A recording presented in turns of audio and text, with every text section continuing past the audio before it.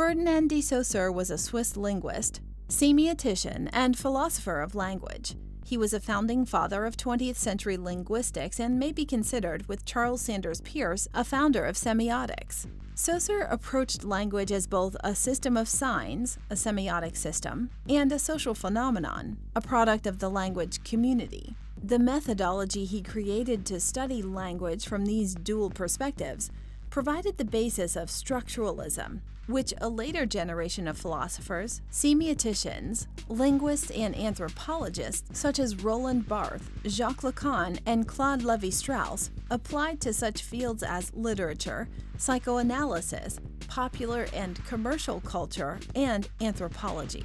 Born in Geneva on November 26, 1857, Ferdinand De Saussure was the son of a mineralogist, entomologist, and taxonomist. He enrolled in the institution Martin in 1870 and on graduation continued his studies at the Collège de Genève before entering the University of Geneva, where he studied Latin, Ancient Greek, and Sanskrit.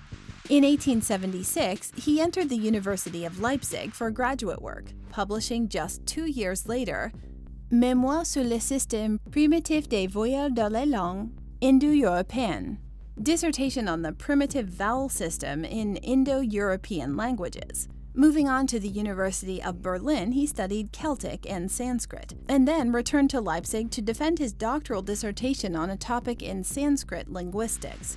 He was awarded the PhD in 1880. Saussure lectured at the University of Paris on Sanskrit, Gothic, and Old High German. Beginning in 1881, he taught at the École pratique des hautes études in Paris, remaining there for 11 years, during which he was honored with the title of Chevalier de la Légion d'honneur. Are you a philosophy student, or just have a general interest in philosophy? Since ancient times, brilliant philosophical teachings and dialogues taught by great luminous minds have deeply elevated the way we think and live. The Complete Philosophy Primer is a comprehensive, organized, easy-to-read, and all-encompassing guide specifically written for students in their first college-level philosophy course, as well as anyone with an interest in philosophy. With this jam-packed philosophical guide, you will optimize your knowledge in philosophy, logic, ethics, its history, and branches. Learn philosophical concepts, term definitions, and biographies. Find lists of essential books, films, blogs, websites, and other resources. Improve your writing skills. Learn how to argue effectively. And most of all, learn how to be a better student. Order your copy today to philosophize your mind and illuminate your wisdom.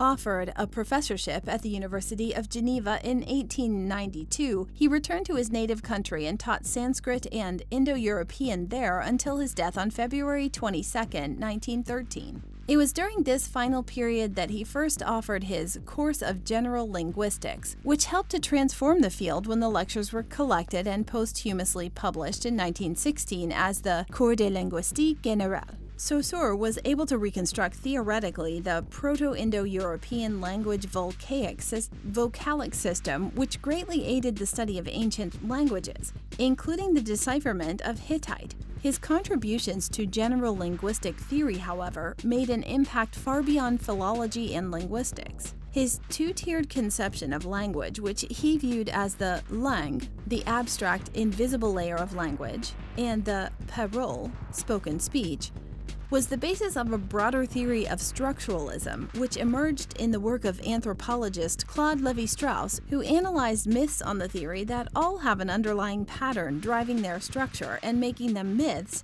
as opposed to mere tales. Following Levi-Strauss, structuralism has been applied to many other fields of study. For Saussure, the linguistic sign was the organizing principle of linguistic structure. He embarked on an analytical inquiry into how arbitrary signs, sounds of distinct phonological shape, evolve into meaning via grammatical structure. This was the inquiry he developed in the lectures that constituted the course in general linguistics. He approached language as a system of signs that expresses ideas, and thus evolved semiology, the science devoted to the study of the life of signs within society. This has proved to be a fruitful basis for the development of a philosophy of language and, by extension, the fields of epistemology and ontology as applied to language.